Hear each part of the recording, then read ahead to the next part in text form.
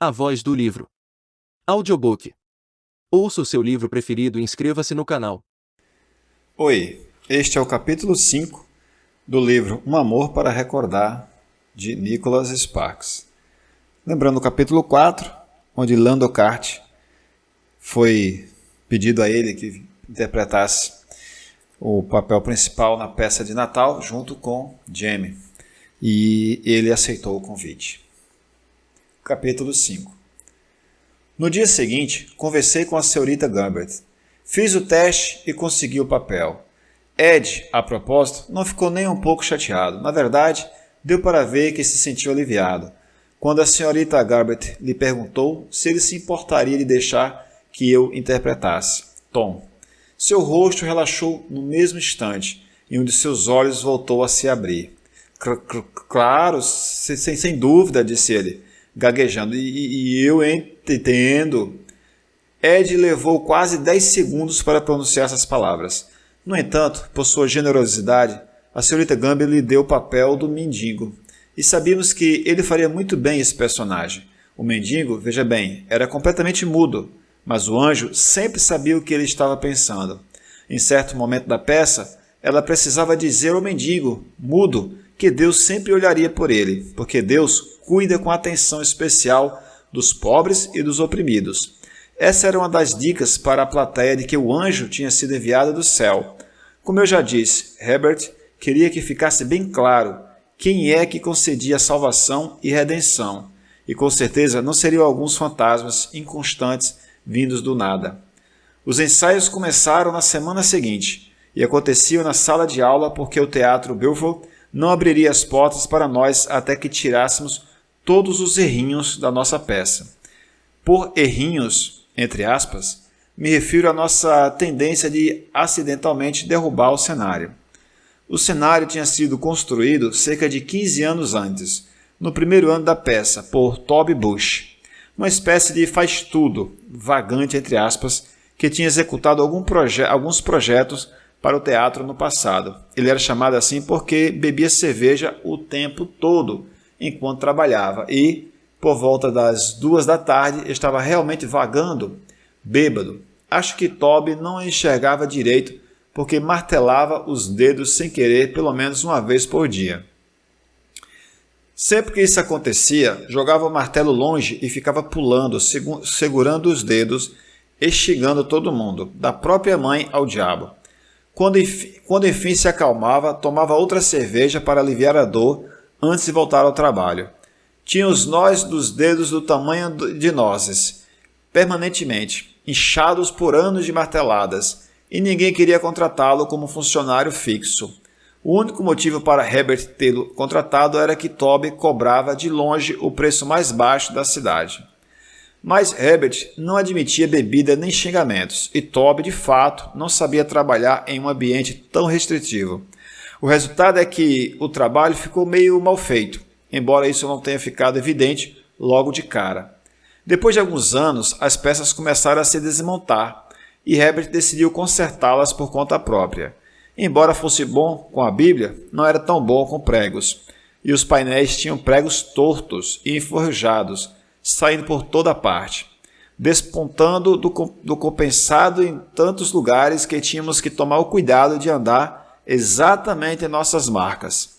Se esbarrássemos nas placas pelo lado errado, podíamos nos furar e derrubar tudo, fazendo pequenos furos de pregos no piso do palco. Depois de alguns anos, o palco do Teatro Beaufort precisou ter o piso trocado, e embora eles não pudessem fechar as portas para Herbert, fizeram um acordo para que ele fosse mais cuidadoso no futuro. Isso significava que tínhamos que ensaiar na sala de aula até que tivéssemos limpado todos os, entre aspas, errinhos. Por sorte, Herbert não estava envolvido na produção da peça, por causa de todos os seus afazeres ministeriais. Esse papel coube a senhorita Gumbert, e a primeira coisa que ela pediu foi que decorássemos nossas falas o mais rápido possível. Não tínhamos o tempo que costumava ser dedicado aos ensaios, porque o dia da Ação de Graças caía no último dia de novembro, e Herbert não queria que a peça fosse encenada muito perto do Natal, para não interferir em seu verdadeiro significado. Isso nos dava apenas 3 semanas para deixar a peça perfeita, o que era mais ou menos uma semana a menos que o normal. Os ensaios começavam às 3 da tarde e Jamie já sabia todas as falas no primeiro dia, o que na verdade não era nenhuma surpresa. A surpresa era que ela sabia as minhas falas também, assim como as de todo mundo.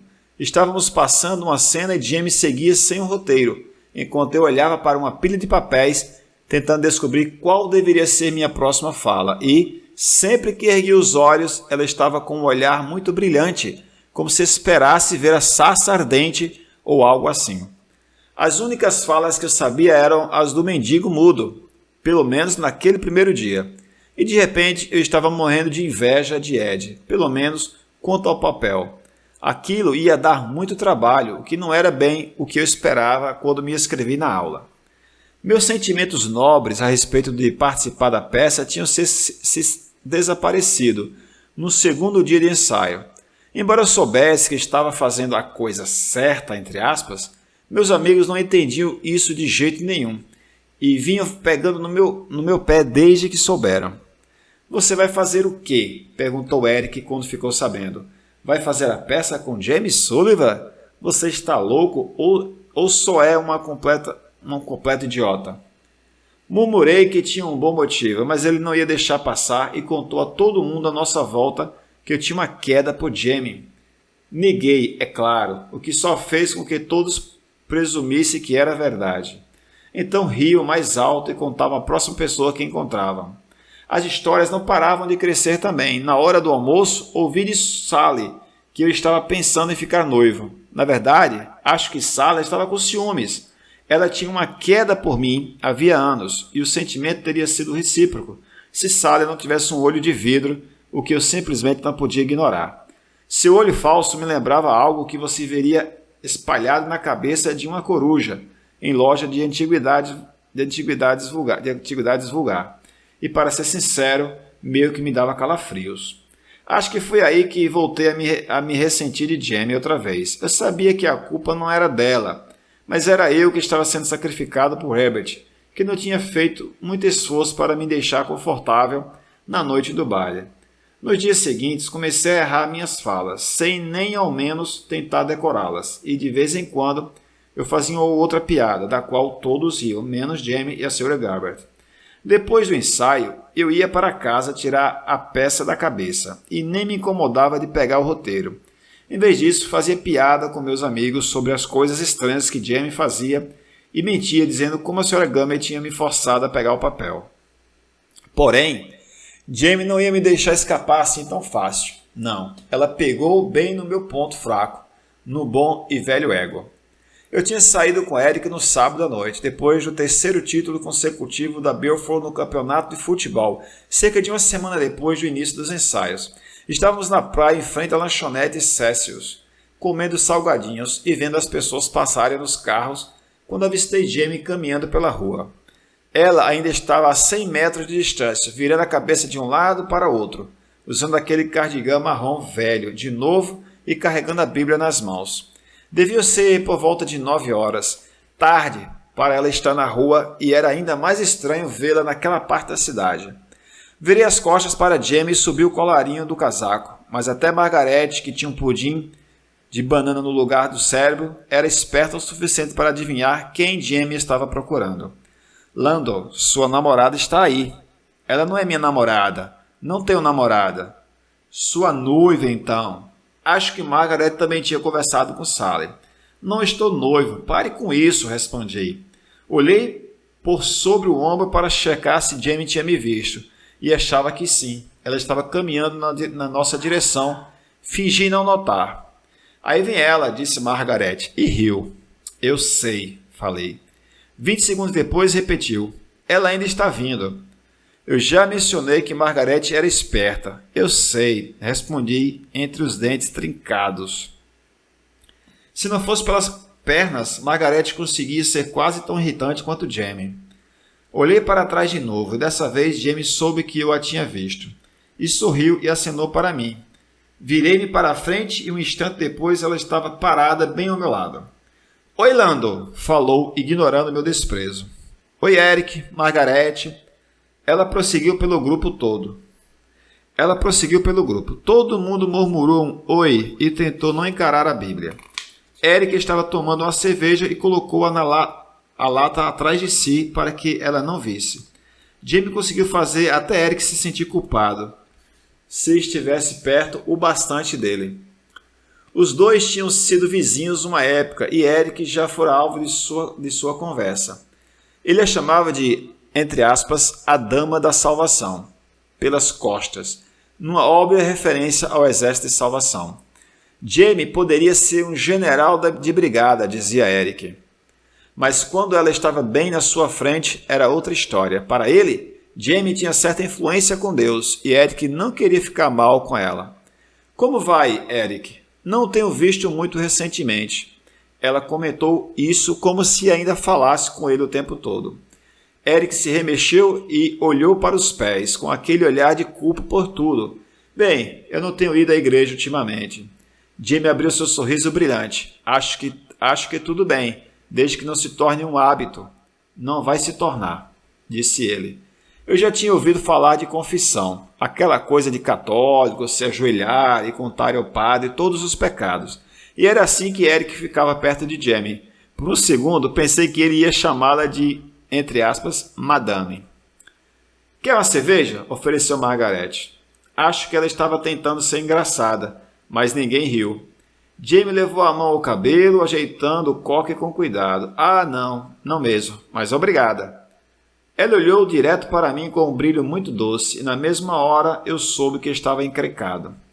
Achei que Jamie fosse me chamar no canto ou algo assim, o que, para ser sincero, teria sido melhor, mas parece que isso não estava nos seus planos.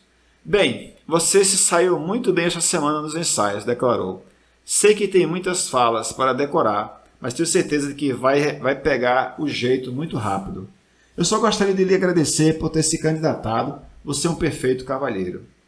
Obrigado, falei, um pequeno nó se formando em meu estômago. Tentei me manter calmo, mas todos os meus amigos me fitavam. De repente, se perguntando se eu estava lhes contando a verdade sobre a senhorita Gambert ter me obrigado a pegar o papel e tudo mais. Torci para que não tivesse entendido. Seus amigos devem estar orgulhosos de você, acrescentou Jamie, deixando a ideia no ar. Ah, nós estamos, concordou Eric.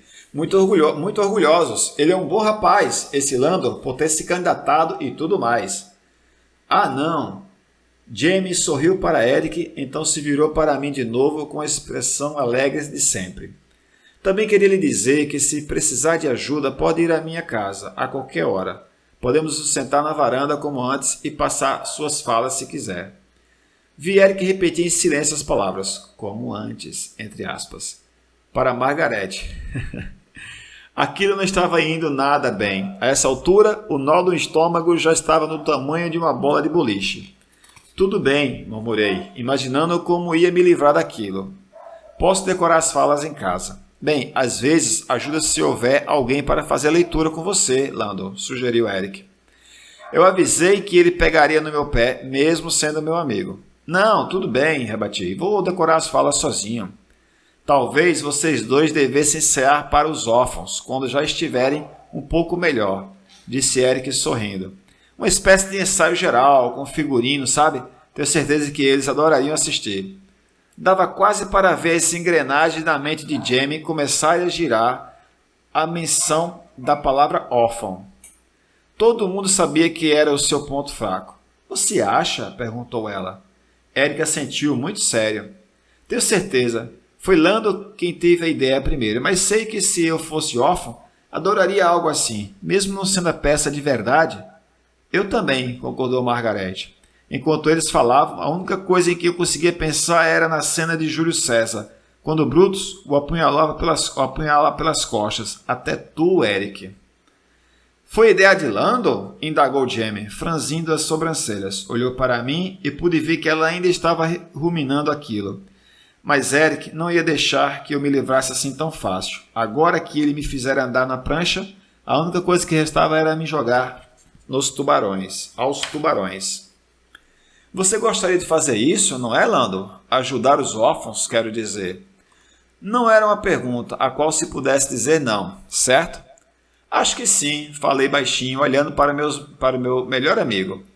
Eric, apesar de frequentar as aulas de recuperação, teria sido um incrível jogador de xadrez. Que bom, então está tudo certo. Se estiver tudo bem por você, Jamie. O sorriso dele era tão doce que daria para adoçar todo o refrigerante do condado. Bem, sim, acho que terei que falar com a senhorita Gambit e com o diretor do orfanato, mas se os dois aprovarem, acho que seria uma boa ideia. A questão é que dava para ver que ela estava muito feliz com aquilo. Checkmate. No dia seguinte, passei 14 horas decorando minhas falas, xingando meus amigos e me perguntando como minha vida tinha saído do controle. Meu último ano do ensino médio, sem dúvida, não estava se desenrolando como eu imaginara no início. Mas se eu tinha que ensinar para um monte de órfãos, certamente não ia querer parecer um idiota. Capítulo 5 finalizamos. Desta vez eu não fiquei emocionado, mas faz parte da história. E no próximo capítulo nós continuaremos como vai se sair o Lando ensaiando para os órfãos. Espero que você tenha gostado desse capítulo. Se você gostou, não esquece de deixar o like e a inscrição no canal. Muito obrigado, eu sou Luiz Carlos. Até a próxima.